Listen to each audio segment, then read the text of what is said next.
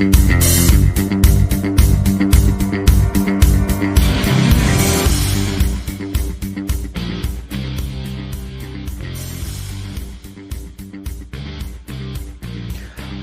in to another episode of the WestsLife podcast. I am your host, Josh Barnett, aka Josh Blawnet, as I've dubbed myself, at WestsLife Pod on Instagram and Twitter. Please give us a follow if you haven't already. And on those profile pages, you will find all our stuff, our Linktree link. You can find all our social pipes and all of our podcast streams, no matter what platform, including our YouTube. Shouts to all our real ones joining us late on a Wednesday night, adults only time of 9:30 on a Wednesday night with no West Tigers games, and there's still a few diehards joining us as we do our end of year survey. I always look forward to doing this stuff. I'm a big fan of gathering the thoughts of West Tigers fans and hearing what they have to say. And please support us, patreon.com/WestsLife. That just about does it. Mr. Thompson, how are you on this Wednesday evening? Since last Wednesday, it's a whole week I had to go without. We obviously chat digitally, but yeah, don't get to chat to you boys for a week at the moment. How are you guys? Yeah, g'day Josh, g'day Rob. I'm just taking the beginning of the off season nice and easy at the moment. Supporting the girls when they're playing like they did last weekend. I actually didn't get to watch the full game, but I know how it all went down and things like that. But keen to head out to Leichhardt now tomorrow night to check out their last game of the season. One last trip to Leichhardt for the year is my favourite place in the world, as many of our loyal listeners would know. So very keen to head down there and one last hurrah for 2023. Yeah, absolutely. Absolutely my favorite place on the planet. And Mr. Bashara coming in from the Red Room. How are you tonight, Mr. Bashara? Camera is off tonight. You've had a bit of a busy day, but that's all good. How are you, Mr. Bashara? I'm excellent, Josh. How are you, Josh? How are you, Aaron? How are you, listeners? This is how it should be, Josh. Heard but not seen. So I think that's best for the listeners like this tonight. And as Aaron said, yeah, pretty relaxed. Enjoyed the finals, the semi-finals last weekend. Even enjoyed the girls' game, although we didn't get the chocolates. But yeah, looking forward to tonight and having a good chat. Righto, let's get straight into it. Some news. Obviously, we're going to get to the survey, but a bit of news to start with. We'll start with some good news. I mean, it's rumors. This was September 8th. So what are we on? Nearly a week ago, talking about Dream Buller getting offered a multi-million-dollar contract for till 2027.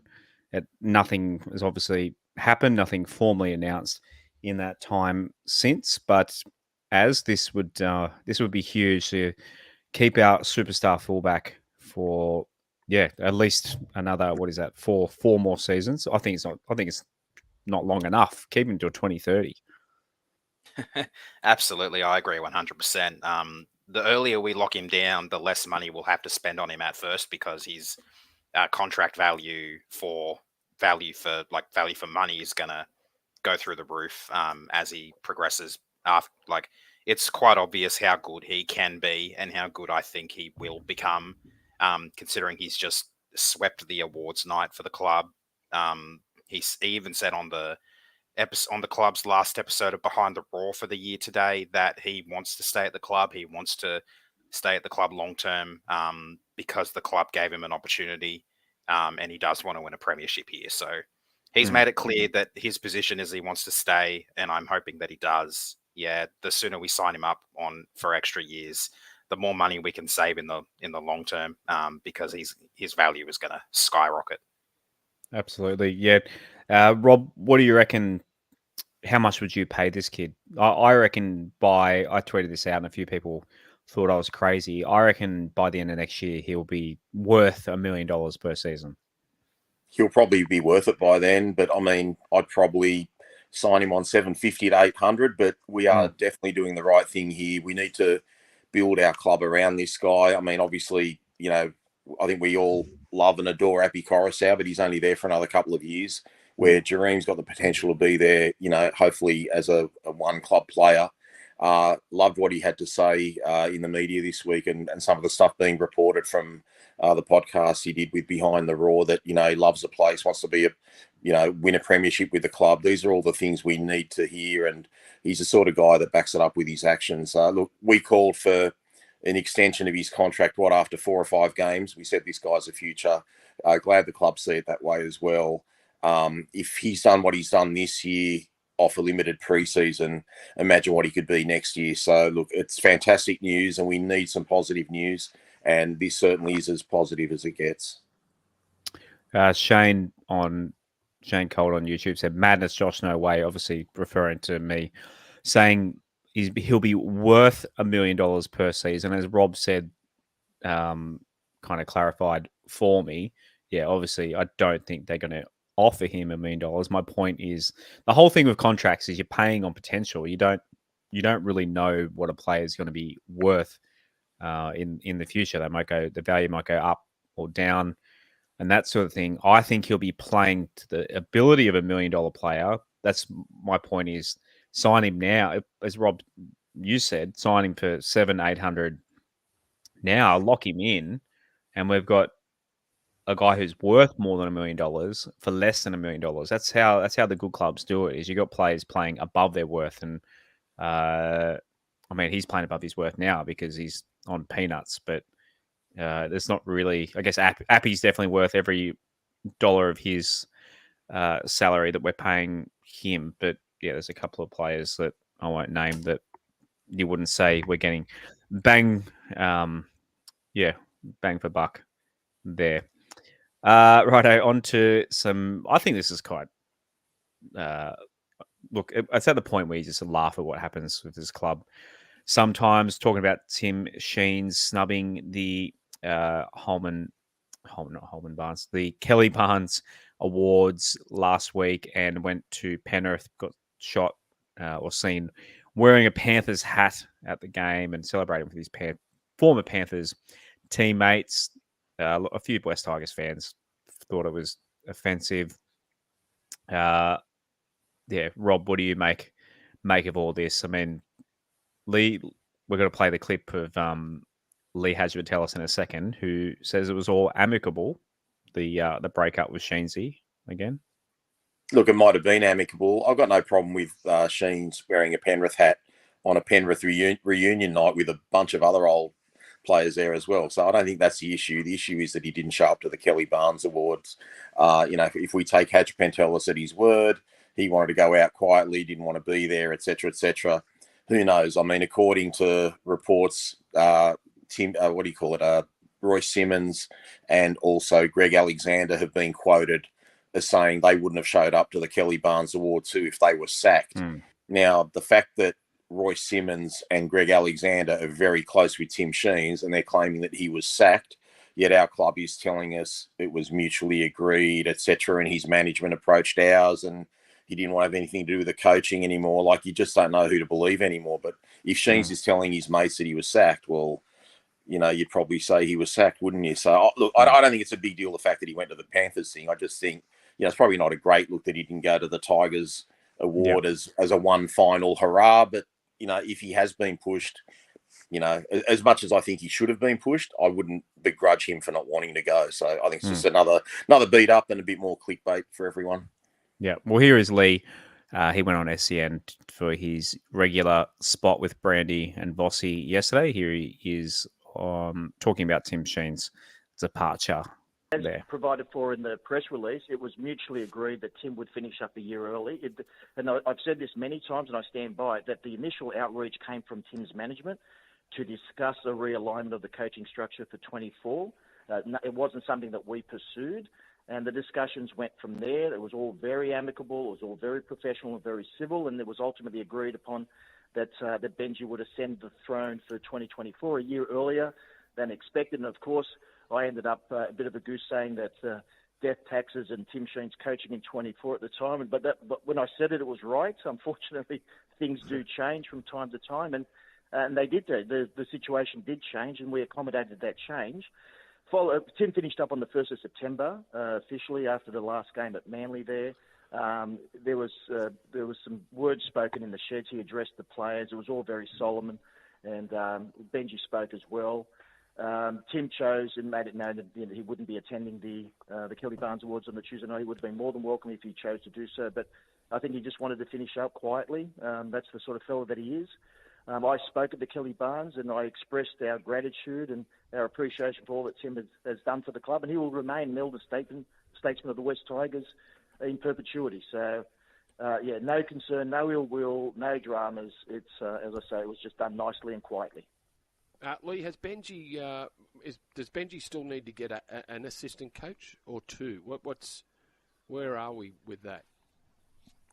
No, Benji moved up, and he has been replaced with John Morris for 24. And so the coaching structure at the moment remains as it is. So you've got Benji, Robbie, and Dave Furner there. Okay. So Dave Furner's still there, and Robbie stays where he is too. Okay. And John Morris on board. Yeah, Johnny Morris, the new one. Another fascinating... What's good for the goose is good for the gander, I guess has. Yeah, he said it himself. 3 things are certain in life: death, taxes, and our board's CEO or chairperson making himself out to be an absolute clown. He's done it again. Rob, I've brought it up on the screen here that, he mentions at the end there that David Furner is assistant coach. And then, sure enough, today, here it comes out that David Furner has been sacked as well. So, I don't know. I won't make a joke. I got in trouble last time I made a joke. I was going to make a joke about taxes. Fill in the blanks. Righto, Rob, what do you make of all this? Well, death doesn't change. I mean, taxes do change from time to time in terms of proportionality and what bracket you fall into. But Lee Hadjipentelis making statements and then them not being true, later on in the year or a day or two later, as this one is, just seems to be too consistent. We're all sick of the false statements. And look, I'm not going to make it personal, but put simply, how do you trust statements from a man that, says the wrong things all the time? Like, it's obviously not true. Dave Furner isn't going to be coach now. Now, surely he would have known that Benji and Furner were going to meet today or yesterday or whenever it was. Like, I don't know. I just don't know why this guy keeps putting his foot in his mouth, and it's just a poor look for our club. And whether you're a Tiger supporter or not, you just have to question, are they all on the one page? Where's the communication within that whole club, no matter whose fault it is, whether it's Lee's, whether it's, Justin's, whether it's Benji's, whether it's whoever. And it goes, we've discussed it before. It goes back to murals and Anzac jerseys and, wrong reports put out in social media, et cetera, et cetera. It's just common practice with this club to come out with, botch up after botch up. And it's embarrassing. I mean, not embarrassing for me, not embarrassing for you or Aaron. I mean, as supporters, I think we're just a bit taken aback. Like, we just think this guy's a chairman, he's a boss. He should know what's going on. And obviously he doesn't. So, look, it's just another one to add to a list of many false statements. And sick of bad things being said or whatever. But how do you trust your boss when he keeps getting it wrong? It's just as simple as that. I don't know what else to say, guys. I'm just sick of him. I'm sick of how these clubs run. It's just an amateur run club. And I don't think there's any other way to look. He shouldn't be doing the talking. The footy stuff should be spoken by the coach and by the players and that sort of thing. So maybe the CEO and the chairman shouldn't be speaking at all. I guess he's got a commitment to SEN because he's a sponsor. Yeah. He's got to answer stuff that's asked to him. But for God's sake, just stop making yourself look like a goose, because he said it himself. And now he's done it again. So, and it's not fair for him. Like, I'm sure he doesn't want to look like a goose, but just where's the communication? Why didn't you know that there was going to be a chat between Furner and Marshall? Surely he knew that Furner and Farah haven't been getting on all year. So just don't say, just don't say anything, mate. Seriously, it's embarrassing. We've also made a change with our New South Wales Cup coach. So it seems the West Tigers and Manly pipeline. Wayne Lemkin, he is heading to Manly. So we've also made a change in the coaching ranks there. Not sure who would take over in Cup. Does anyone have any suggestions? Who might be Cup coach next year? Do you want a gig as? Surely we're one of us can take over maybe. Why not? We've got no I experience. reckon I'd do all We've got no experience. We should be shoo-ins for the job. right. Don't forget too, they're going to need another assistant coach now, boys. Like now that Ferner's gone, obviously we'll be looking for another assistant. I don't think it's just going to be left to these two blokes. I mean, we seem to have more coaches than players sometimes. So if we're going to have 3 assistants or a defensive coach, I'm sure that I'd be thinking we're going to get another coach. What do you guys think? Well, I've seen in the comments Shane's mentioned Bryce Gibbs and Benjamin Angus said bring back Hodjo. So what 05 boys can we bring back to add to the list? Who would be a good defensive coach there? Buckets, maybe? I don't know. LaFranchi. It'd be good to have a defensive coach that's actually had experience being a defensive coach as opposed to just an ex-player. I'd like someone with some experience there personally. Yeah, I was only joking.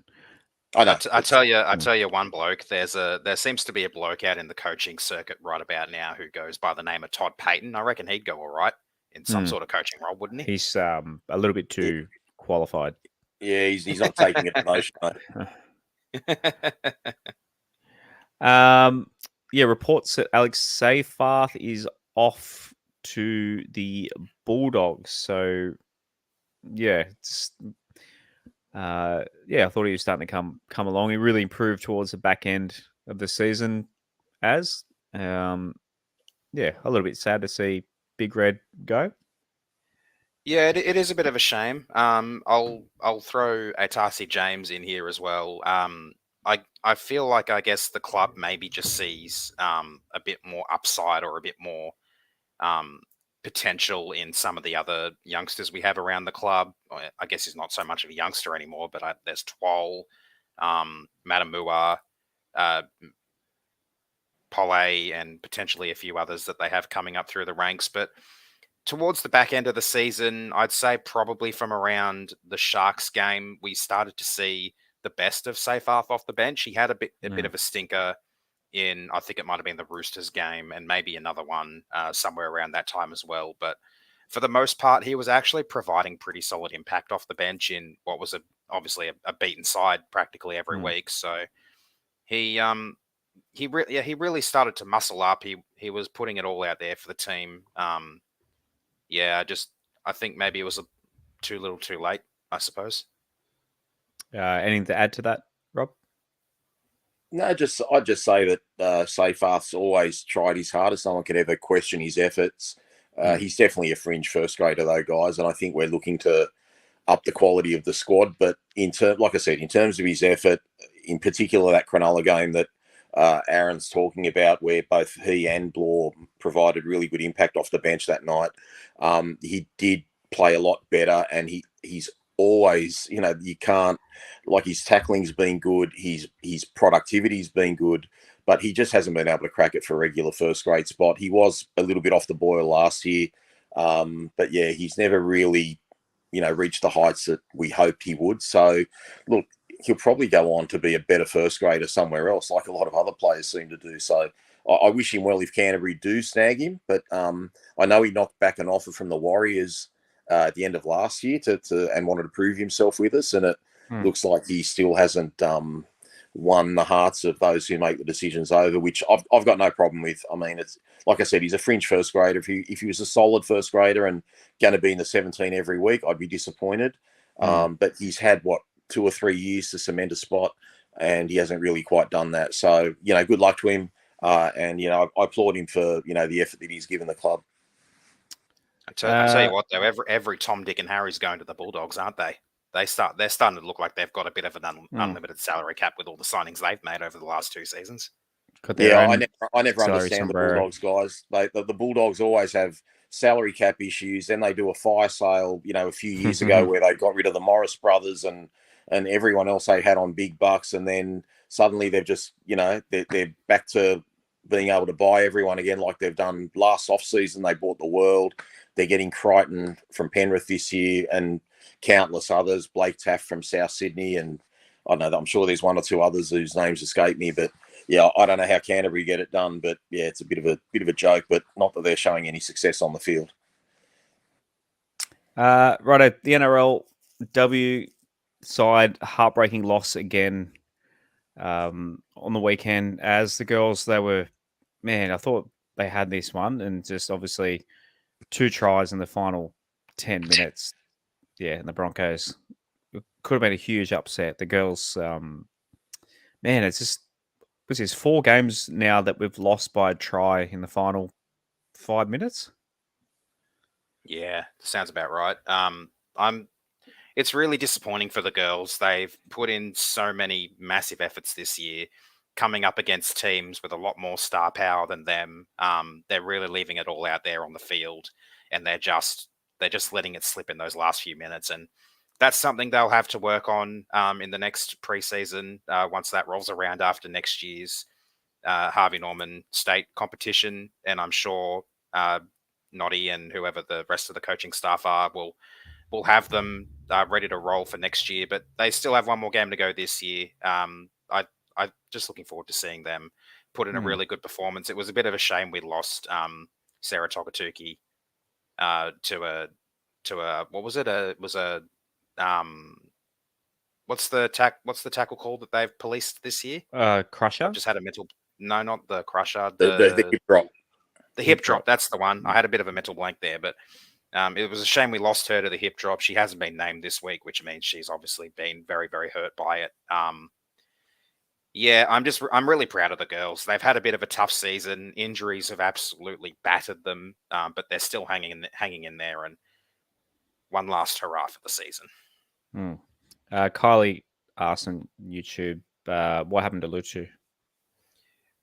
So in the game against the Raiders, I think it was, she did a knee. She was then out for 2 weeks with that. She was going to come back after that, but I think it was a hamstring strain or something in a training session a couple days before, and she's been out since then for that. So yeah, unfortunately, Lutu only got to play the first 3 games. Hopefully she can come back and put in a good performance in the state competition next year.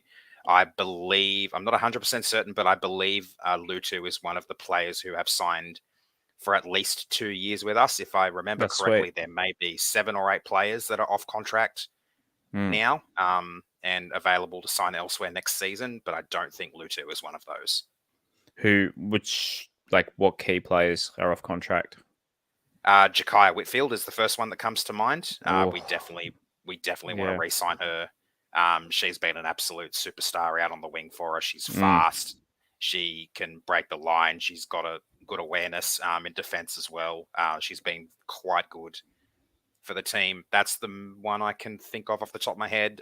Recent debutante, Hope Tavanga, I think, as well, is another one. Okay. I believe there's a bit of upside for her as well, but I can't remember the others off the top of my head right now. And what are our chances for tomorrow night, Az? It's really tough because obviously it's 1st versus 8th. But I believe the girls will put in a good performance for the final game of the season. We've had to make a few changes. I think a few may be forced, and a few may be to give some of the other girls a little bit of a look into the team for potentially next year and beyond. Okay. I think our 3rd development player might be playing as well, if I remember correctly. So yeah. All right. Good luck to the girls. Tomorrow night, as you said at the top of the show, it's been moved to Leichhardt Oval. So head to the 8th wonder of the world to watch the girls. 7:45 kickoff, Az? Yeah, 7:45 kickoff. Tickets $10 for an adult, so nice and cheap. If you're available to come down to Leichhardt, please do so. Let's make it a great atmosphere for the girls running out of the tunnel in front of the hill for the first time. at what is an amazing venue. So yeah, hopefully we can get a decent amount of fans there, give the girls some really, really good, strong support. Absolutely. Right, on to the survey results. The first one, first cap off the rank, we did mention, we have teased this a little bit, and I thought we'd reveal as part of the survey episode tonight. Yeah, we're working on with Dynasty, who make jerseys for Manly, Cronulla, and I think Canberra is the other team. So they're legit. Jersey. They also did our WestsLife polos that you'll often see us wearing out and about and on the show sometimes as well, which we love as well. So we've teamed up with them and decided to base it on what I think is one of our best jerseys ever in terms of the West Tigers, and kind of mimic that, but in a cotton style, so nice and suitable when winter comes around next year. So yeah, just thought we'd show off the concept. It's obviously, if you're listening to this on audio, I guess you have to go to the YouTube to kind of see what we're showing here. But basically, it's based on the white, black, and orange stripes as worn in 2000. What season was that? 2015. That jersey. I'm trying to think. The game that we beat Manly in the rain, we wore it with Aaron Woods, Teddy, Robbie. I think it was 15 or 16. I'm trying to think. It'll be on that picture I sent in our group chat earlier. I think it'll be 15. Don Jet mentioned our little logo there. Yeah, we might modify that. That was kind of a little bit of a joke to actually, it looks like it's 14. 14, is it? Okay. The 14. Okay. Heritage jersey from 2014 by the looks of it. That makes sense. Yeah, the year I met my wife. Funny enough. Everything in my life is based all my anniversaries. I just think, what year would the West Tigers do this? And that's how I remember dates. But that's it was. I got that. I remember getting that jersey just before I met her. So if you're keen, reach out as we get more details. How much it's going to cost and that sort of thing, I'm not sure. But we're not. Yeah, I said to shout to Noons, our guy from and a Patreon member of ours from Dynasty. He said, "Man, just sell these at cost. Let's just get them out there and if people want to show off the show and have a nice comfy jersey to wear out and about, rather than, because the NRL jerseys, to be honest, I don't know about you boys, but the BO gets pretty bad with that material. I quite like the cotton jerseys, so we're going to run with a cotton style. So keep an eye and an ear out for more details on that. Righto. To the survey itself. So the best backline player this season. Can anyone take a guess who may have won this this award or this? I'm guessing it's a fullback. Yeah, it's Drew Buller, of course, and he had 96% of the vote. We had one vote for Stafford Toll and one vote for Junior Tupou. So shouts at least it was close then. Whoever their family or friends that voted in this survey. Thank you for taking part. The most improved player. So they, Stafford Toll actually got. I mean, a lot of people voted for Dream Buller in this one. So 33% for Stafford Toll, 30.7% for Dream Buller, and 21.6% for Junior Tupou. So Buller, I mean, you can't really say most improved because he only debuted this year. So I guess it's how you interpret this question. And Stafford Toa, obviously, as he peaked in that Cowboys win, he looked like the best center in the world in that game. So a pretty good year overall for Star. Yeah, Star got my vote as well. I think for me, the main thing was the improvements he's made defensively. Obviously, there are still some lapses, but the whole team had lapses at times. So tough to blame one player for those. But I just really enjoyed seeing his development as the season went on. And he did start getting better. And yeah, he got my vote. On to the most disappointing player this year. So these four guys here were the top four most voted. So Nofa, Talau, Brooksy, and Kepa Ola. Have a guess. Rob, who do you think took this one out? Oh, wow. I'm going to say Kapoa, but it'd probably be a photo between Kapoa and Talau. Az, what do you reckon? Well, Kapoa got my vote, but I have a feeling it would be between Brooks and Talau. Nofa What? with 45.5% of the vote. Wow. Yeah, Nofa. That's surprising because Nofa had some decent performances, especially defensively, around the round 10 or 9 when he came back to probably around round 15, 16-ish, I think. Yeah, I was surprised too. I think people... There's a lot of hate for Nofa. We discussed this in the Discord chat, Josh, where I didn't want to get too much into it, but he does a lot of the hard yards coming out of our end. He's never going to be, running 100 meters in 11 seconds flat, and he's not 6'4", like your Xavier Coates and your Will Warbricks. He's a short winger, and I think he improved dramatically on last year. No matter what people say, but I just think there's a lot of hatred for him. So yeah, I'm actually pretty disappointed with that result. But I mean that I'm guessing a lot of people feel that way, but I think it's unjustified. Yeah, I mean, like I said Kepa because he played a lot more of the season, and we just didn't get value for money or like input out of him. I didn't want to give votes. Like I considered giving votes to the other two, Talau and Brooksy, but they spent a lot more of the season injured. And they're both going away anyway. And like I said with Nofa, I just didn't think he was all that bad, particularly for a period in the middle of the season. So yeah, AJ got my vote. But take out the first few games, guys. How does anyone vote for Brooks after the first few games? Like probably after the Canterbury game, Brooks played pretty well all year, and and what he produced in 2023, he produced more good games in 2023 than he had in the last 5 years. So I don't even know how. I mean, again, it's only 10% or whatever it is there. I can't even read it, 19%. But that's 10.2. A lot of hatred for Brooks there too. Yeah, but that's probably also a reflection of what his cap hit was. Yeah, I guess if you're on $1 million, but I mean, I think he was getting better. To be fair, anyway. I thought so too. The best player in the forwards, pretty obvious. This one, 85.6% for Appy Coruscant. I'll just check. But obviously, Rob, pretty easy one. This one. Very easy one.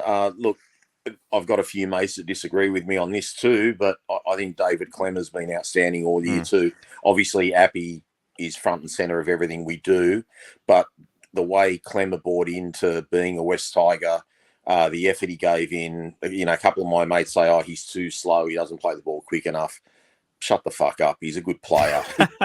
Seriously, like he's 30 years of age. He's fucking ripping into, blokes every week. It just gives me the shits when people bag him. I think he's been great. And so I'm sure he would have got, at least 8 or 9% of the vote. And I guess we've got a few fanatical Fanua Pole fans that will probably vote for him as well. But but Appy takes the cake. He's been an outstanding purchase. Yeah, a few people did vote for Clemmer. Shane asked, who did I vote for? I didn't vote. I didn't want to skew. And I promise that when we get to the most popular player. So I promise I didn't vote. All right. Mobile Corp, shouts to our friends at Mobile Corp. They support local businesses by managing their IT, their networks, and their mobile devices. If you're a local business owner looking for a partner who will take away the hassle of dealing with IT issues, make sure you have cybersecurity in place, handle all your mobile device needs, then Mobile Corp can help. Mobile Corp is a family-run business and long-time supporter of West Tigers. Reach out to our friend Stephen and the team at Mobile Corp.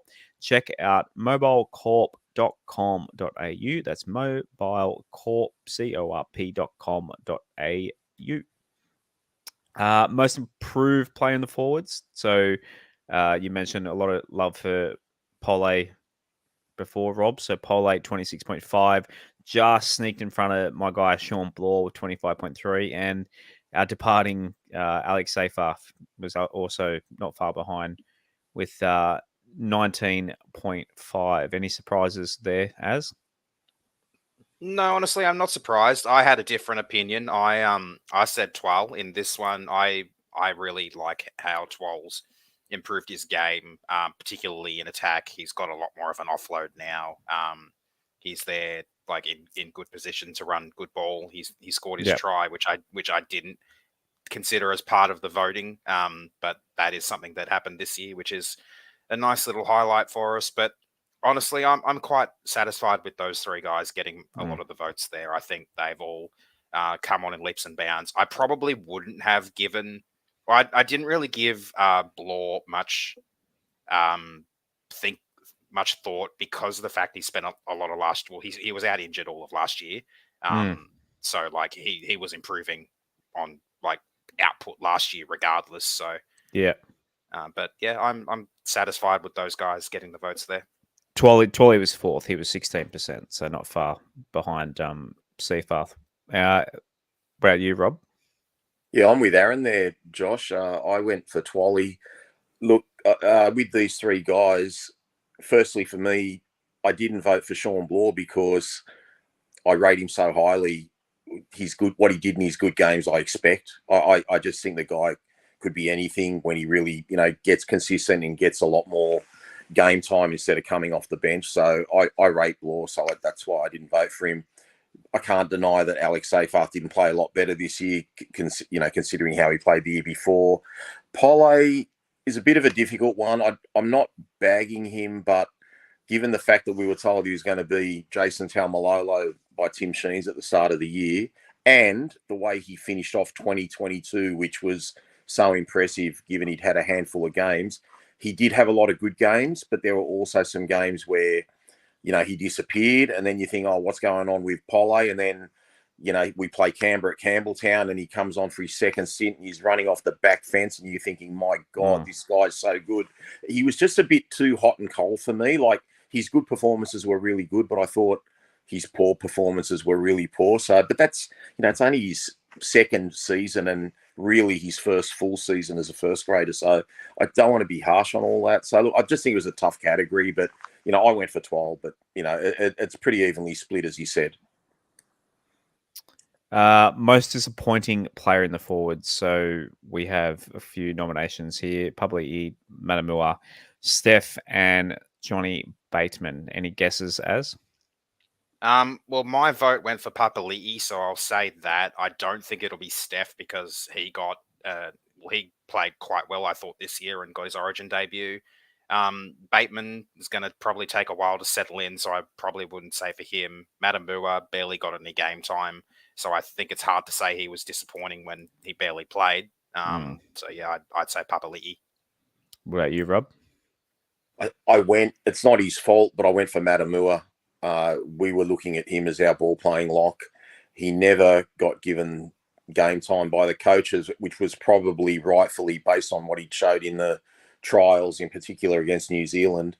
I can understand the reasoning for Papali'i, being thought that way. I really never saw like a true wholehearted effort from Papali'i until we lost to Manly at Campbelltown that night. And I thought from that Manly loss onwards, I thought Papali'i tried his guts out, but we just didn't know how to use him. So if you're going on the first half of the season, I'd probably say Papali'i. Everyone knows I'm not a Kapoa fan, so he's just not my cup of tea. But yeah, I'm thinking Papali'i probably got the highest vote, but yeah, it's sort of, he had a mixed bag. It was the first half of the season was poor. I thought his back half, he tried his ass off, but we just had blokes that didn't know how to put him in holes. It was basically give him the ball and do whatever you can do. What did he score with us this year, guys? Maybe Aaron would know. I think did he get 2 tries with us and maybe 1 taken off? And I think with Parramatta, he was getting, roughly 8 to 10 a year. So we're definitely not getting the best out of Papali'i, but I don't think the first half or the second half of the season was all his fault. Yeah, probably 36.4%, Matamua 14.8%, and 12.5% for Steph. So Yeah, I think the thing with Papali'i was the weight of expectation we had on him coming from Parramatta, who had just lost a grand final. Agreed. And then, yeah, immediately we just didn't get that output from him. And it took a while, like you said, Rob, for him to actually start putting in the performances that we wanted to see. And then I'd say he got even better and actually started running some really good, strong lines like he was doing at Parramatta in the Newcastle game up in Newcastle. Yeah. But by then it was too little too late.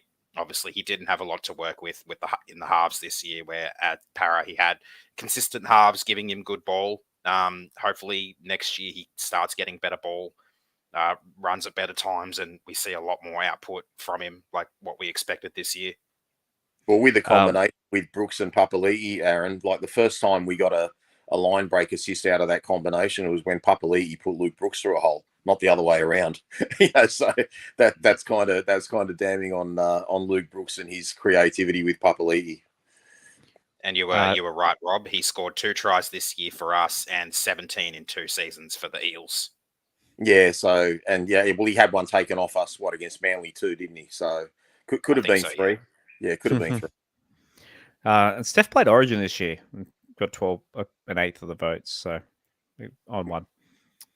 Yeah, but he's getting rested for next year. That was Brad Fittler's choice.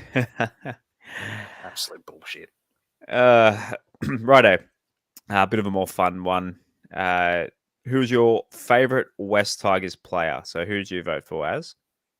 I voted for Buller. I would have voted for Adam Dewey, but we just didn't, because he's been my favourite player for a while, but we haven't been able to see him play a lot. I think he won last year. I think he did too. I've actually been pretty good at voting for whoever the current favourite is, so I voted for Buller. We'll see if he gets a lot of the votes. I just love the kid. He's so humble. He's so keen. He already wants to rip in for next year. He wants to stay at the club. That's the sort of commitment we want and need there. And he's a good kid with a big heart, and I'm looking forward to seeing how he continues to develop his game. Who'd you vote for, Roberto? I voted for Appy Coruscant. He absolutely won me over. I did not think he was as good a hooker as what he showed. I always loved, as a kid watching the Harlem Globetrotters play. This guy does it from dummy half. And the best part about it for me, guys, I never knew he was a Tiger supporter growing up. And he honestly, the wholehearted effort he puts in every week is literally like the whole supporter base, morphs into Appy Coruscant and gives it his absolute 100%. And the fact that he signed that extension as well, and he's, from what I'm hearing, he's kind of telling people within the club how it should be. I just love the fact that he's taking it all on himself to try and turn this club around. And he's certainly going to get a lot of help from Jareen Buller, who probably won this vote. But yeah, for me, it was Appy Coruscant. Yeah, Appy 34%, Dream 27%, and my guy Sean Ballor. Without my vote in there as well, my vote would have upped it by percentage. He got 10% of the vote. So I was just looking who was close behind. So we had a few votes for AD, Twally, and Pole as well, and Johnny Bateman. I'm actually kind of surprised that Appy got the vote. I would have thought fans would have a bit of a long memory about what happened after the grand final last year and the comments that he made. I thought that would turn off a lot of people, but I agree with what you said, Rob. He's certainly won a lot of us over. He's leading the club from the front. He's putting himself out there. Like you said, he signed that extension when he obviously didn't need to. Like, he completely bypassed the option in his contract and said, "No, I'm sticking around. I want to turn the club around." And I think that's really impressive. But yeah, I'm surprised he got that many of the votes considering his comments. But that's the reason he won me over, Aaron. I was one of his harshest critics. I absolutely hammered the club for making him captain. So, like, I was totally wrong. And to quote Lee, I looked like a goose.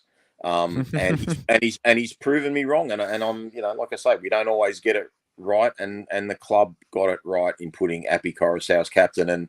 And knowing what we're up against, at least the next 12 months for him to say, I want to be there. I want to get you guys out of a hole. Not even you guys. I want to get us out of a hole. He's one of us. He's not a Penrith player anymore. He's not a Manly player.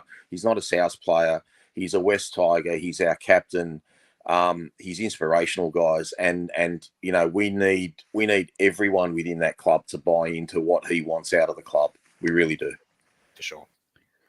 Next question. Which position do you think we should spend to get a big dollar superstar with our current cap space? Almost half of the vote went to centre, and then 38% for halves, and then a little bit for a winger. What did you vote for, Az? I said a winger. Honestly, if I had multiple options, I would have said winger and centre because we really do need both. But I didn't go with centre because I still feel like we do have a little bit of quality there in Naden. Obviously, now we know why he wasn't playing in the back end of the season was because he was injured and they just weren't telling us about it. But we just don't have any speed on the wing other than Charlie, who didn't get to play much this year either due to his really unfortunate medical emergency. And we saw, I forget which game it was, but Noffa, actually it was the Raiders game in Canberra, I think. Noffa got the ball off an intercept and he got chased down by 4 blokes. I mean, we still scored a try off that play through Brooksy out to Charlie from Noffa's absolutely spectacular pass, but he just doesn't have the speed that we need on the wing when you compare the club to Manly and you see the speed they have in Kula and Saab and others in their back line, Trebojevic as well. Yeah, I think we need something out on the wing someone out on the wing with a bit of speed. What do you reckon, Rob? Can't argue with all that for what Aaron said. Look, I voted centre.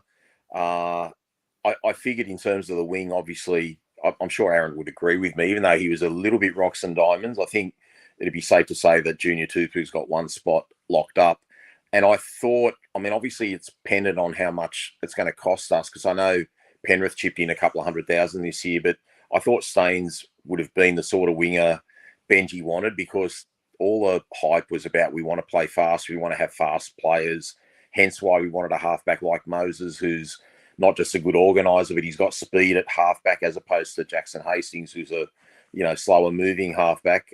In terms of the centres, I think we do have problems there, Aaron, because you're right about Naden, but Naden kind of went MIA most of the year. The thing that disappointed me a little bit is I got my hopes so high on Stafford Toa because he literally came from nowhere. We had zero expectations of Stafford Toa. Then when his performances started lifting, even against South Sydney when we lost 20-0, no points were leaked on Stafford Toa and Noffa's side, and he was quite solid in defence. And then in attack, he came out out of the woodwork against North Queensland. And then I feel like the last month of football of the season, he kind of went back into that average Stafford Toa. So right now, I don't think we've got a gun centre. If Stafford Toa brings that middle of the season form back, no doubt he would fill one spot. But yeah, centre seems to be missing. The halves, I really didn't vote on that because I think we've locked ourselves up in what we're doing for at least the next year and potentially 2 or 3 years. So yeah, do we need halves? It's been our biggest Achilles heel for 10 years. So I think that'd normally be the number one spot. But the fact that we've signed Caesar and Sullivan and Fainu and whatever, I think we've kind of attempted to answer those problems, whether they're the right answers or not. On to your favourite game this season. So obviously 2 big standouts here. What did you vote for, Rob? We'll go to you first. I voted the Cowboys game, and I'm going to absolutely bash the crap out of both of you blokes if you didn't vote for the Cowboys game. 66 points in one game. At the time, I think in our previous, God knows how many games we played, we'd only scored about 134 points. So we literally scored 50% of our season total in one game. And by the time we got to 40 points, I couldn't even cheer anymore. I had this sculpted smile on my face sitting next to you blokes. I couldn't even get any sound out of my mouth. It actually wasn't real anymore. It was just, I was looking around thinking, please, someone pinch me. What is going on here? Have we arrived? Is this that attack that everyone was talking about pre-season that we're going to see?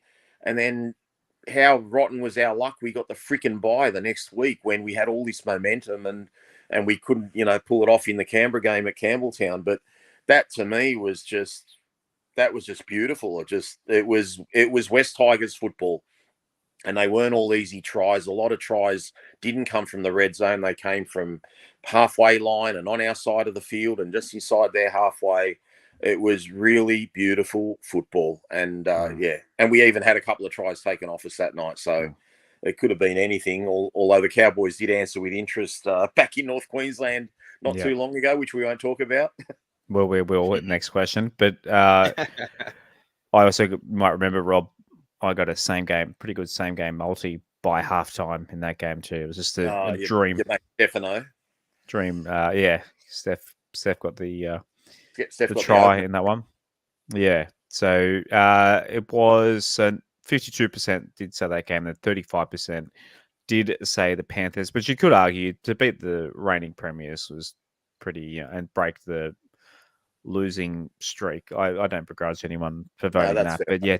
But to be at that game at Leichhardt, never forget that. So, what about you, Az? Yeah, I can understand why a lot of the votes went to the game out at Bathurst. I just remember like the awful conditions that they played in, the way they stuck it out together, the way like Buller made his presence known with that incredible try-saving tackle on Nathan Cleary. And Dan Ganane's call when we had won our first game of the season after losing 7 straight. I can see why a lot of the votes went that way, but yeah, nothing tops that game at Leichhardt for me. I was there with you blokes. I remember myself as well. I was checking one of the betting apps at, I think, what was it? It was when before the Cowboys scored their 2 tries in the second half. I was checking to see if what the Tigers' odds for the win were, considering how bad they were in the lead up, and I saw that they were suspended, and I just couldn't believe my eyes that like the team was going so well. Everything they touched was turning to gold. Buller scored his debut try in what was an absolutely special way, considering Felt was the one who caused the issue up in North Queensland last year and got a little bit of karma back in that moment. So yeah, nothing topped that game for me. I was with my brother. I was with you blokes. It was an absolutely amazing night out at the 8th Wonder, and I did what I like doing when we get a good win at Leichhardt, and I got a photo with the scoreboard behind me. You did too, with your pizza shapes in hand as well. My box of pizza shapes. Least favorite game, pretty obvious one. This one, 68% said the loss to the Cowboys. 11 people said the Manly game, the last game of the year. So, I mean, that was a who cares game. So that's a bit surprising. And then 8 people said the Knights at Leichhardt, which I guess, the amount of anticipation for round 1 and to fuck that up against the Knights, Rob, I guess I can see that people's line of thinking there as well. Yeah, I think I might have voted for that Knights game, but if I didn't vote for the Knights game, I voted for our opener against the Gold Coast. And the reason being, as I've said many times on the show, guys, I always thought if we won those first couple of games, it was going to set the tone for the year. If I can just talk about that Knights game, the fact that they were without a player for 20 minutes, we had so much ball, we had so much field position, and we just could not get an overlap. We couldn't create an overlap. We had no backline shape. We were playing that stupid pass the parcel football where everyone got their touch of mini mod for the game. And I just remember leaving there with you guys. I don't know if you remember, Josh. I think we were walking out together, but I hit the accelerator and got about 200 meters ahead. And I was just in my own little world thinking, fuck, here we go again. It's just going to be another shit year. And I think that just kind of hurt the most. But yeah, the Cowboys game up in North Queensland was awful. And I can understand even that last round. I know you say it's a who cares game, guys, but we still, I get the fact the boys didn't show up that night and shit happens, but you do want to see a performance at the end of the year that shows that, we want to do better next year, and we literally pulled up some. So I can see a reason for all those games. But yeah, for me, it was the first couple of games where, given the really nice win in the trial against Canberra, and seeing that we could play attractive football and score points, and then the fact that we struggled to score points against both the Titans and the Knights, especially with a man up, that was just pretty crushing for me, because I knew what 2023 was going to look like after those two games. Anything to add to that? The other thing you didn't mention there, Rob, was the fact that they also lost Kalen Ponga, their best player, in the second minute. And he was gone for the game. So it's Kalen Ponga. It was Dominic Young getting a sin bin in the first half. It was their second rower whose name brothers. Got sent off with 20 minutes to go. So I think we might have actually had an extra man for 30 minutes. So it was just almost an unlosable game. They had injuries on top of that, like you said, with Kalen Ponga going off early.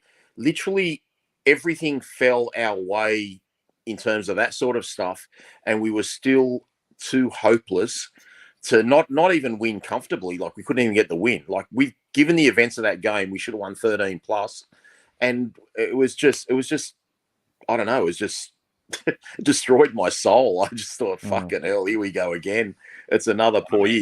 You can't beat 12 men for half a game. What chance have you got the rest of the year? And that's how it pretty much turned out. It took us a few months to get our first win.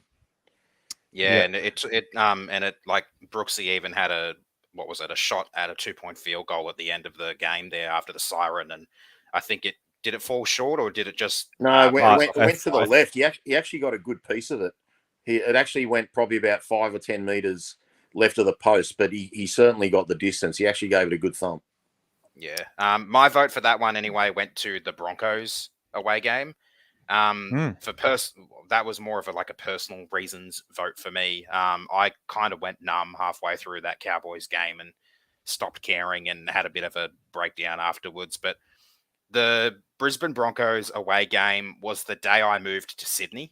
I was already a really emotional mess. I'd gotten to Sydney, I think, about 5 minutes after the game started. I was ready to watch the team make me proud, make me feel a little bit better in what was a really challenging day, and they just shat the bed, and it was a really disappointing game for me. And that was obviously the first game that we didn't stand a chance in, considering we were competitive in a lot of the games we went to. So yeah, that one was extremely disappointing for me. So I voted for that one. Yeah, I obviously flew to Brisbane for that one, so yeah, that was that was tough for me as well.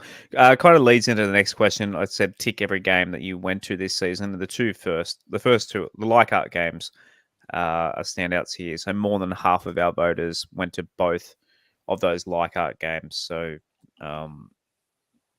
just so much anticipation in those games. How many games? All shot down immediately. I should have done this off air, but I'm trying to think how many games I did go to this year. Rob, do you know off the top of your head how many you went to, as I count mine? I went to those first two games that you mentioned. I went to Canberra at Campbelltown. I feel like I went to CommBank with you, but I can't remember which game it was. I could be wrong. I could be wrong. It might not. It might have been last year. I'm thinking of Canberra. Campbelltown. You came to Canberra. Yeah, I came to Canberra, and I feel like I went to one more game, and I can't think where it was. I'm having a mental blockage. Yeah, I did the three Leichhardts. So 1, 2, 3, and then Brisbane 4, Easter 5, Campbelltown Manly 6. You went to all three Campbelltown, I think. South at a core 7, Cowboy Raiders Campbelltown 8. Storm at Campbelltown 9. Obviously didn't go to the Cowboys. Sharks, I was in Fiji. Didn't go to, and then I went to 4. I went to 4, Josh. 10. I went to all 3 Leichhardt games in Campbelltown. I went to 10. 10 for me. So well done. I went to 10 as well. I saw one win this year. I think the Cowboys is the only win that I saw. Yeah, I saw 2. I went to so I went to all the games that were in my membership, all 9 games for my full season membership for a 12-game or 12 home game season. And I went to the one away game with you, Josh, which was the Rabbits at a core. So that was my 10. Oh, And I saw Dolphins. 2 wins. We saw the Dolphins. We saw the win against the Dolphins, of course. 2 wins. What a year. What a great year. Right. We got everyone to vote on where you thought we'd predict, where you thought we'd finish on the ladder in 2024. The numbers, you could literally vote any number 1 to 17, and it averaged out to 12th. So let's see if you guys were right by aggregate. Well, I actually said 12th exactly. Stats man. He predicts stats now. Not only knows stats, he predicts them. I'll tell you what, though, my pre-season prediction for the ladder that we talked about on our first survey episode of the year, I actually got a few teams bang on, and a few other teams I was only 1 or 2 away. So in the end, I don't think I did too terribly with my ladder prediction. There were a few absolute failures, Warriors for one, but no one expected them to do what they did. Yeah, I thought they'd be all right this year, but not. Top 4. Good on you, Waz. We got you to rate out of 10. Will Benji improve the West Tigers? The rating there 60%. So 60% faith in Benji for next year. So that's more than half, I guess. So yeah, look, I think the Benji is the best we can hope for, and we know that he lives and breathes the club, as does Robbie as well. So at the very least, we know they're going to put the club, everything they can into the club. People, the boys love playing for them. So anything to add to that, Rob? No, it's for me, it's more hope than belief. But I agree with what you're saying. They love the club. There's no doubt about that.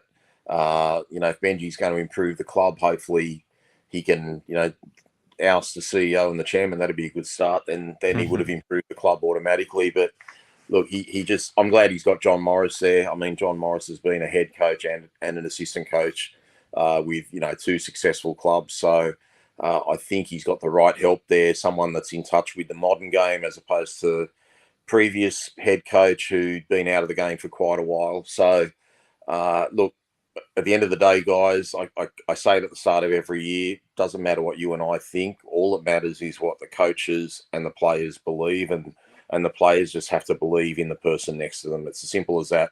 Everything's in their hands. What anyone predicts is absolute horseshit. The power's all with them. So hopefully they do improve next year, but it's going to be a big task. Speaking of which recruit excites you the most? Pretty much 41% said Fainu, 33% Jaden Sullivan, 21% for Aiden Caesar. Who'd you vote for in this one, Az?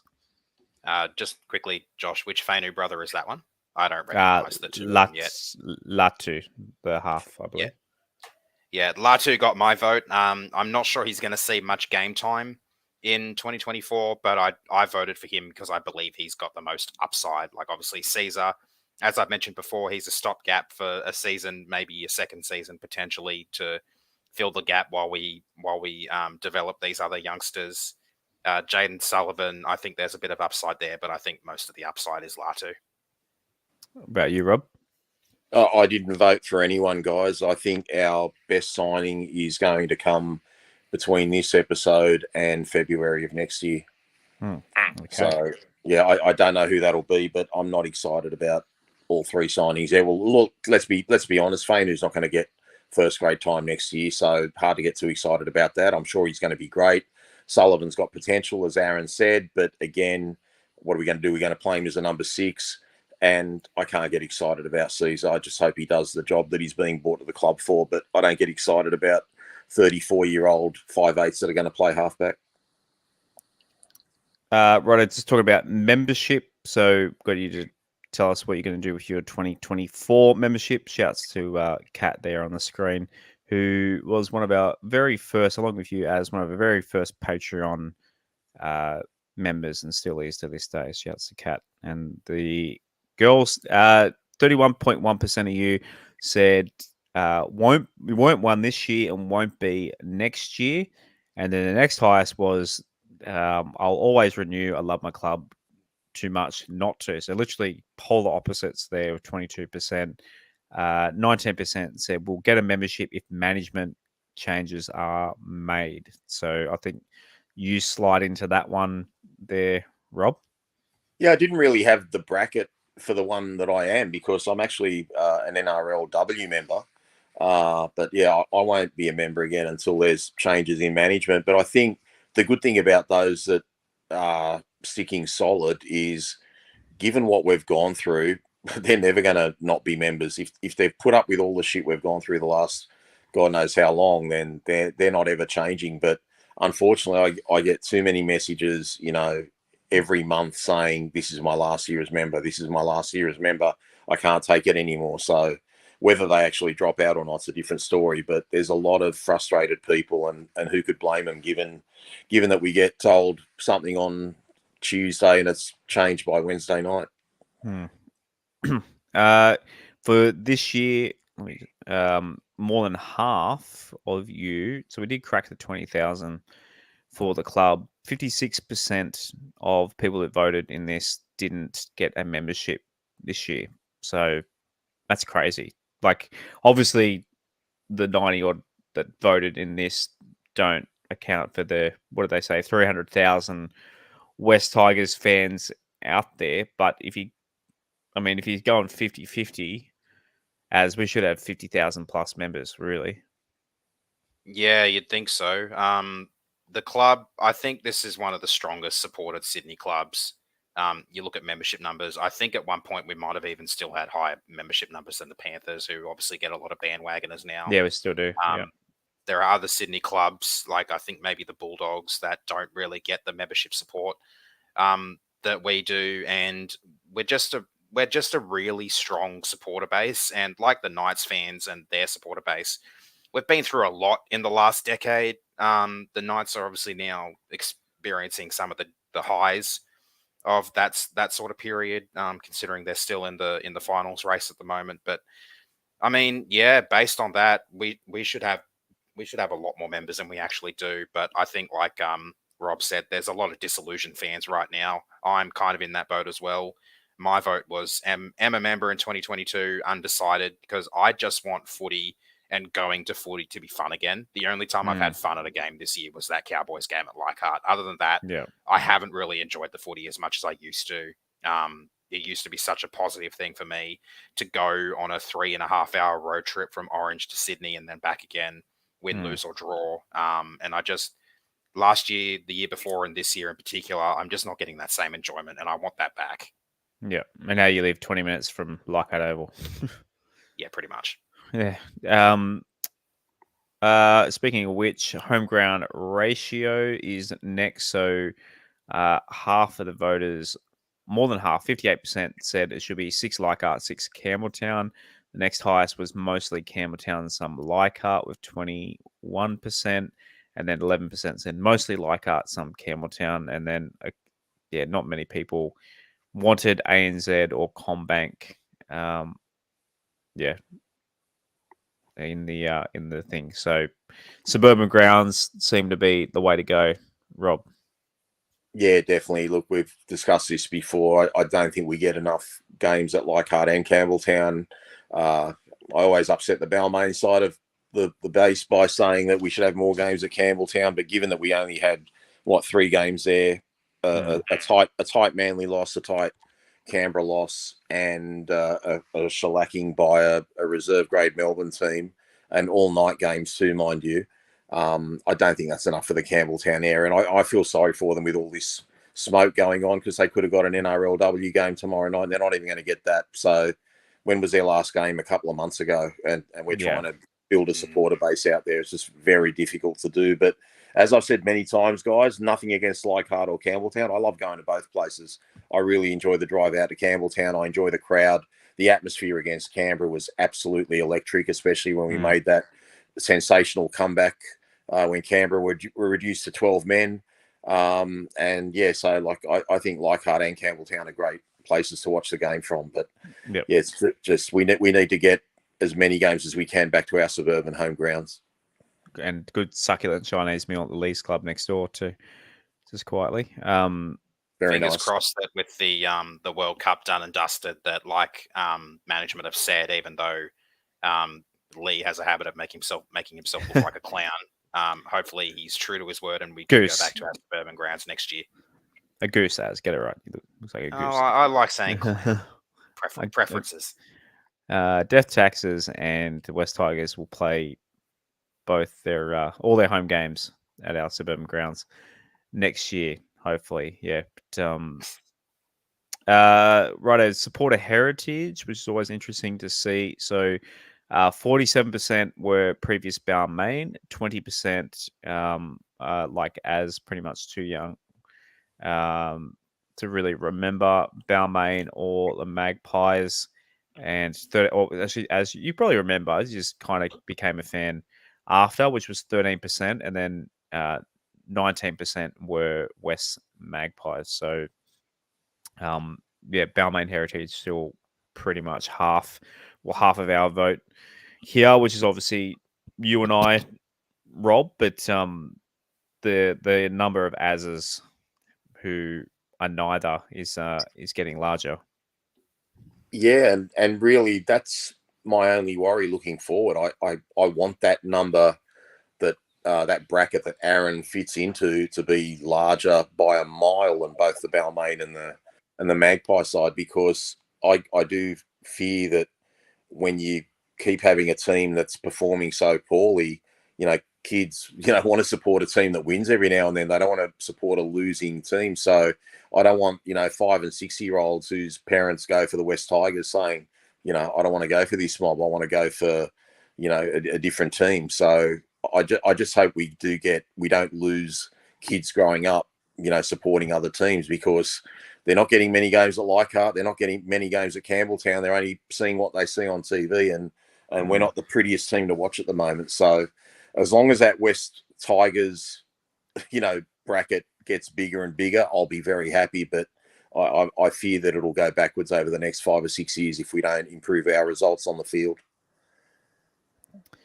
Right, a bit of a fun one. Who should be the West Tigers CEO? So obviously, lots of varied. The most popular answer, to be honest, was probably anyone but Pascoe or not Pascoe. A lot of Rob Basharas, hence the Photoshop job I did put in you on the on the screen there. Thank you, Joe.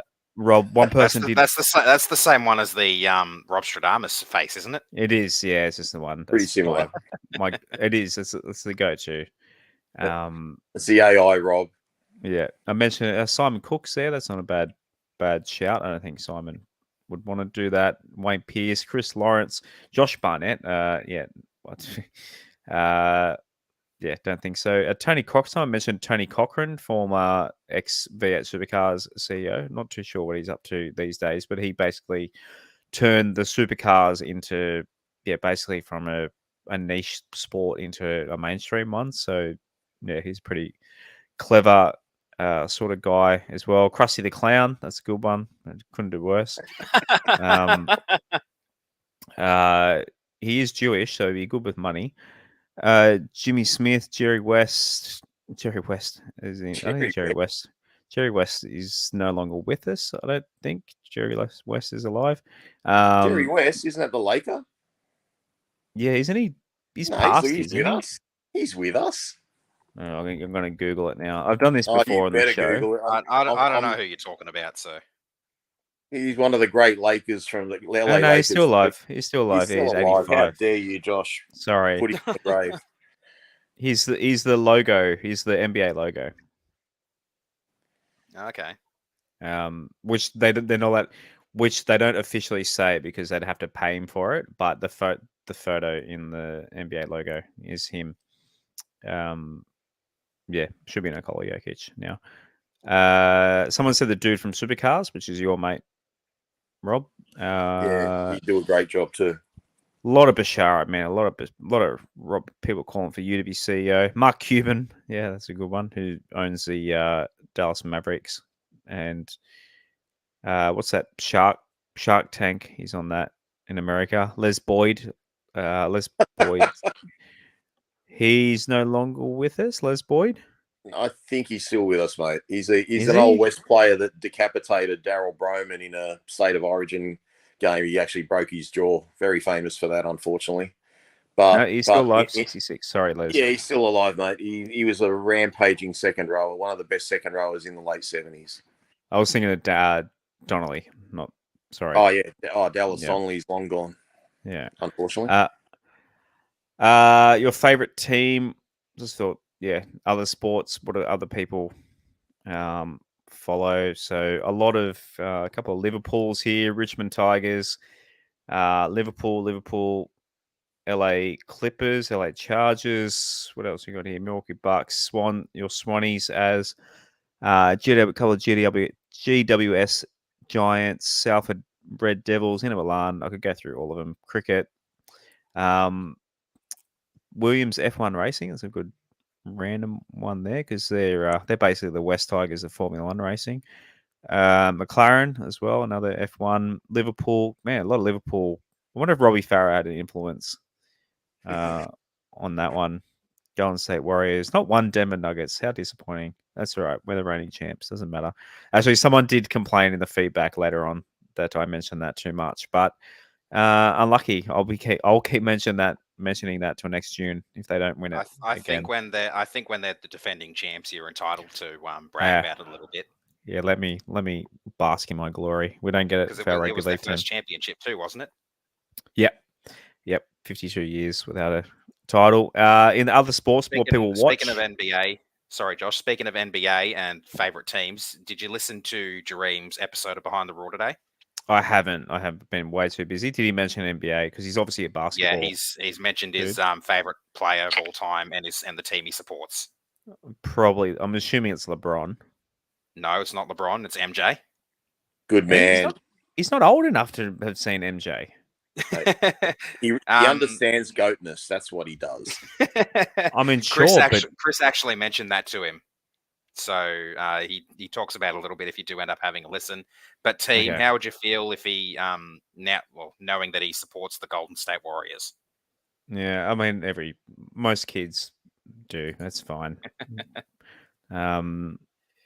Yeah, I guess they've been the winningest team the past decade. So look, it's not Lakers. I'm happy it's not Lakers. So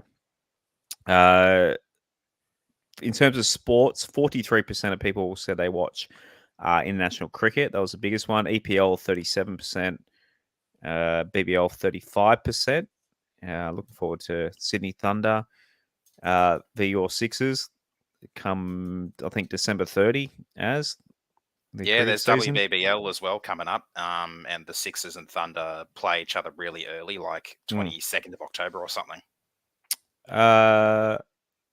Yeah, and then to finish off the stuff, talking about little old us. So in terms of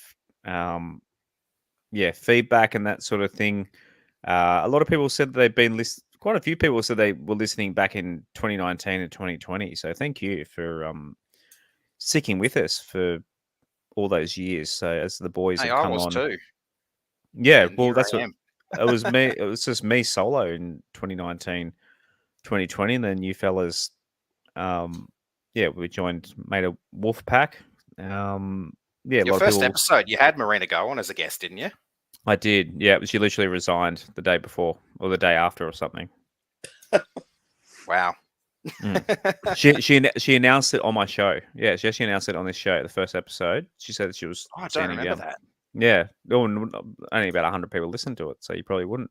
I do remember my first episode though. It was 2020 during the COVID affected season, and I was talking about who I came on and discussed potential signings for 2020. And you nailed one. I nailed one. The first one. Yeah, which was Tamo. Yeah, of course. What people liked, honest opinions, all that stuff. So appreciate. Obviously, not going to toot our own horn and read all these things, but a lot of nice messages in there about all three of us. Yeah, really appreciate that. In terms of things people said they didn't like, or one that says more Tripper. Yeah, maybe get him on more female presence. I mean, sure, we've said this. People before have said bring females on, and in terms of feedback too, a lot of people said get people on to voice their opinion, and that's literally what we do quite a lot. Is the vent pods, and we open up the lines. We had Kathy on a couple of times this year and that sort of thing. So we have had uh the ladies come on, and it's just literally, it's not like we're purposely not choosing blokes only to come on. It's just we really open our doors and say come on and give an opinion. It's just the fact that the majority of them happen to be male. So we definitely would love to have more ladies on the show, and Kathy was really good when she came on in the vent pod. So anything else in terms of feedback? A few people said they missed Rob when he left. But a few people saying they don't like us swearing. They want to be able to listen with their kids. Look, My bad. Yeah, we do drop a swear word in the heat of passion and that sort of thing every now and then. And I do purposely choose explicit for the podcast. And look, a few people saying to be more professional. You probably wouldn't get that. We'd like to more think of ourselves as a voice for the fans, and a couple of blokes just kind of like we're talking at the pub, whenever, not aiming to be NRL on Fox or anything like that. So, no promises that we're not going to not swear. But look, we won't.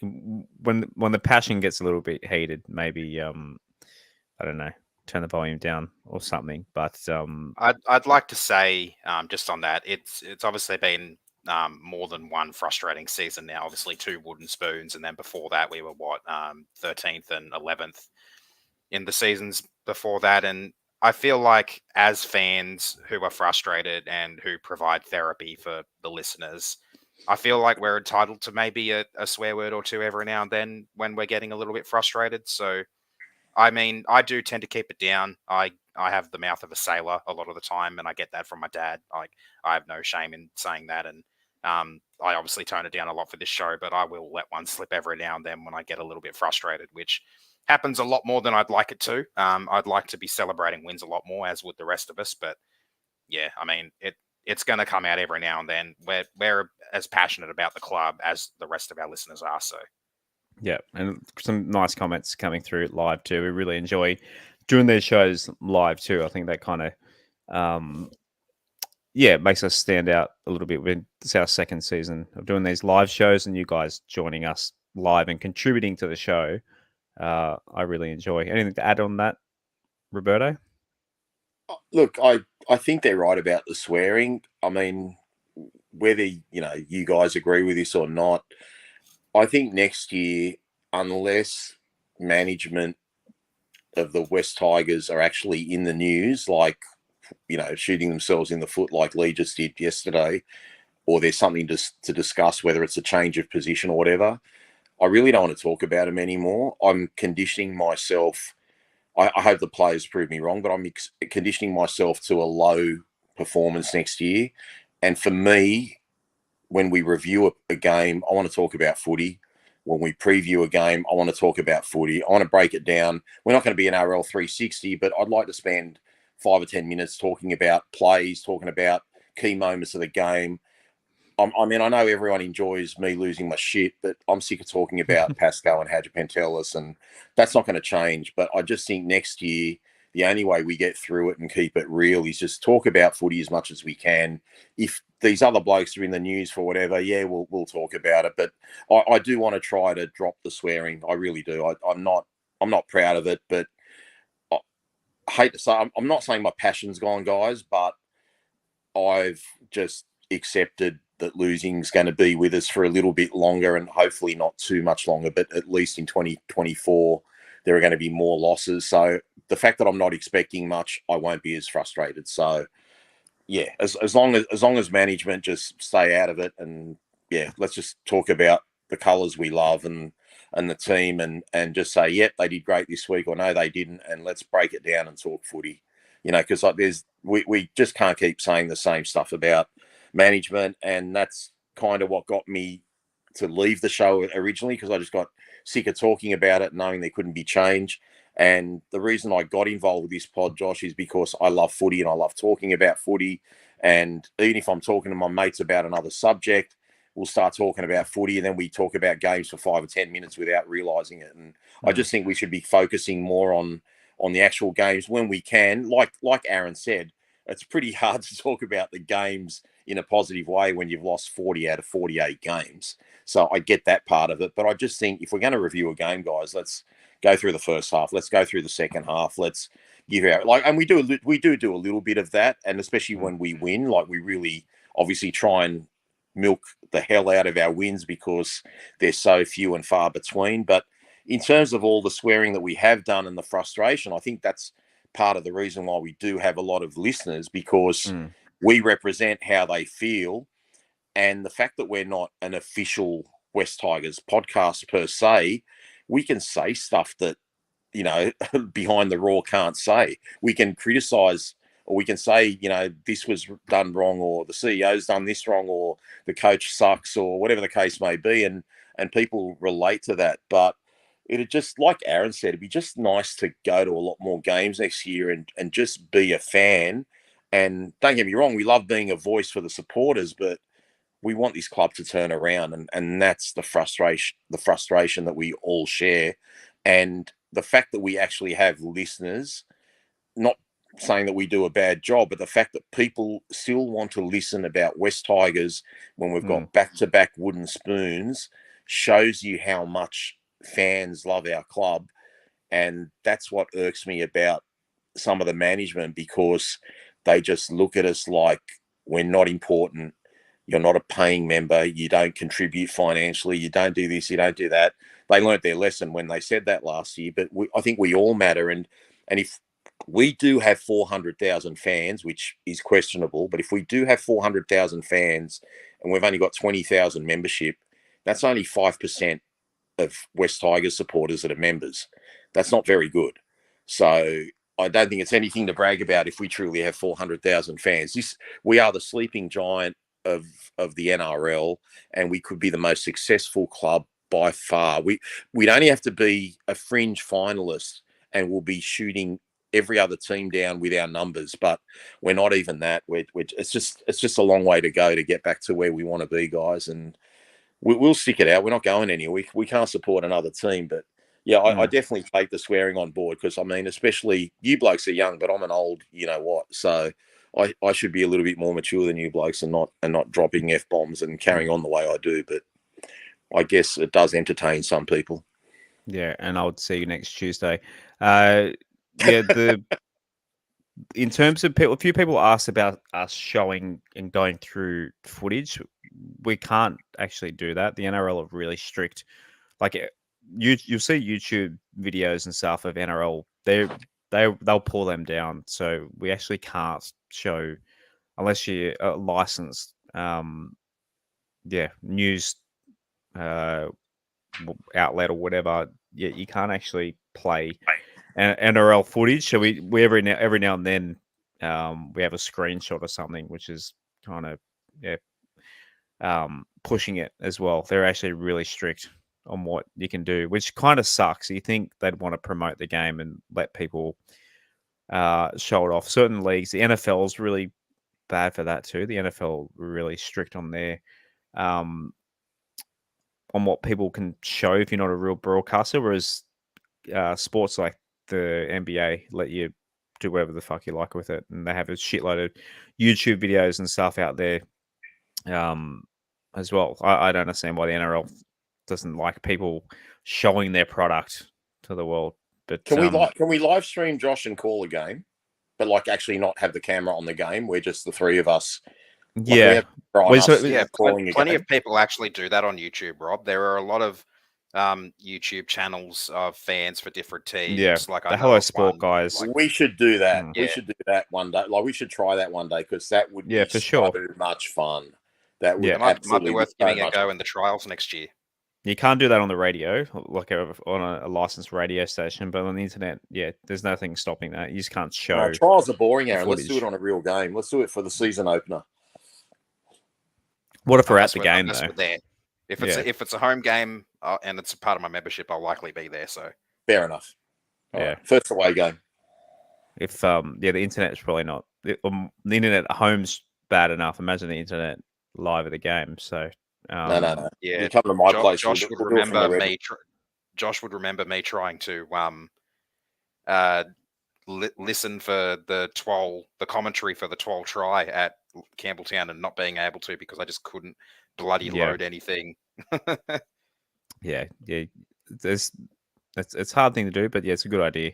Any ideas that you want to hear from us on the show, podcast at westlife.com, where each year I feel like we add more stuff and refine and get better. At the end of the day, it's just a passion project for us. Our next episode, so next Wednesday, we'll see you all in a week. Thanks for joining us late on a Wednesday. Where look, if nothing happens, there are whispers. Maybe, I mean, it's the West Tigers. There's always something going on, so maybe something happens before next Wednesday. But we thought we'd do something a little bit fun, and we're going to rank our all-time favorite West Tigers jerseys. And if you want to submit your favorites, podcast at westlife.com. Tell us what yours is. Benjamin mentioned on YouTube just a side thing. Do a live podcast in person at West Ashfield. Definitely something we'll look and do a live show with a crowd. That'd be cool. So just have some fun next week. Talk about our favorite West Tigers jerseys. Whatever news happens in the next week, I'm sure happen. I know the players are all off on holidays and that sort of thing. But yep, it's the West Tigers. Despite them not playing, they're always in the news. So, but apart from that, anything else before we say goodnight to Big Dog, fellas? No, guys, just looking forward to these games on the weekend. I got both home teams winning if they line up as they say they are. And, it's been nice and relaxing not having to watch our beloved West Tigers. Do you have a Rob Stradamus for us off the top of your head? Look, I think the safest one would be to go Melbourne to win, and I would probably throw in Justin Olam as a try scorer. And pick who you like as an additional try scorer. Maybe a Nick Meaney. I might go Nick Meaney as a second try scorer this week. But I think Melbourne should get the Roosters comfortably. But the Knights and Newcastle game, I don't think there are going to be many points in that game. I think that's just going to be an absolute struggle, and I'm still having a hard time with that one. I want to tip New Zealand, but I don't know if Sean Johnson's going to play. So. Pretty hard going against two teams that have won about 16 or 17 games between them in a row. But I think the time's up for both Newcastle and the Roosters. Any departing words? I've got a few things very quickly, Josh. I'll go through them one by one.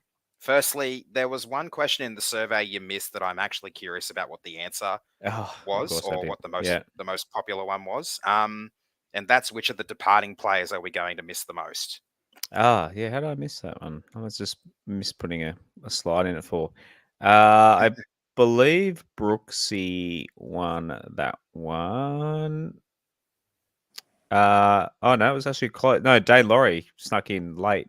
So Dane Laurie had 37%, Luke Brooks 36%. They're literally a vote apart. And then Alex Afarth third with 19%. Yeah, I said Dane as well. I think we're going to really, because he really showed what he's going to be capable of. If Penrith lose Luai, then he's going to be an adequate replacement there in the halves alongside Cleary. So I think he got my vote. And second thing, not Tigers related, obviously, but I just want to wish well wishes to Ryan Pappenhausen. Absolutely awful seeing him go down injured again so soon after he came back on the field. I think I, along with everyone else who was watching that game, our hearts broke for him because he doesn't deserve to cop so many injuries, and being squashed and having your ankle broken by your own teammate, that's not a fun way to go. And he's going to be struggling a bit at the moment. I just want to send my well wishes to him because that was absolutely awful to see. Okay, you don't wish that on any footy player. And was there a number 3 there, Az? Yep, there's a number 3, and this is on a more positive note. I just want to say thank you to everyone who submitted answers to or responses to the survey with some positive feedback about myself in particular. I sometimes feel like I don't do a great job at this, and a lot of ums and ahs and stuff like that. And I just want to say I really appreciate all the kind words that people have had to say about me in particular. Really, really great. Thank you, everyone. No, you're killing it this year. The stats, man. Hey, I still do I've still got so many bad habits, and I spent 18 grand on a media diploma. So at least you're came in a full amateur, and you're absolutely killing it. But yeah, big thank you to everyone who submitted, as you said, and we'll look forward to quick story on that as well, Josh. I was in hospital visiting my dad last week. My brother asked what was the score in one of the NRLW games from the week before. My brother made an estimate, and off the top of my head, I got the score right. And Dad's like, I still don't know how you do all that stuff. And we did the same thing about the score in the Cowboys, not the Cowboys game, the Knights game out of Leichhardt. My brother and my dad had their thoughts on what the margin was, and I said, nah, it was 2. They just can never believe that I get that stuff just click of the fingers off the top of my head. And honestly, sometimes it surprises myself as well. Jason D on YouTube there, as your pronunciation of names is spot on too. Yeah, you're George then again. Righto, guys. We'll see you in a week's time. Yeah, podcast at WestsLife. If you want to contribute anything or any ideas before then, and want to contribute, tell us your favorite West Tigers jersey of all time. Maybe if you got a photo of yourself at the game or whatever, wearing the jersey, if you want us to put it up on the screen or something. Let's have some fun next week, and hopefully a nice, positive, fun show next week as we go further into the off season. Righto, boys. As always, go the Tigers. Go the Tigers. Thanks for listening to another episode of the WestsLife podcast. Please follow us at WestsLife Pod on Instagram and Twitter, and facebook.com/WestsLifePod. You can also support and take part in the show at patreon.com/WestsLife, and give us a subscribe on YouTube and turn notifications on. We'll see you again next time on another episode of the WestsLife podcast.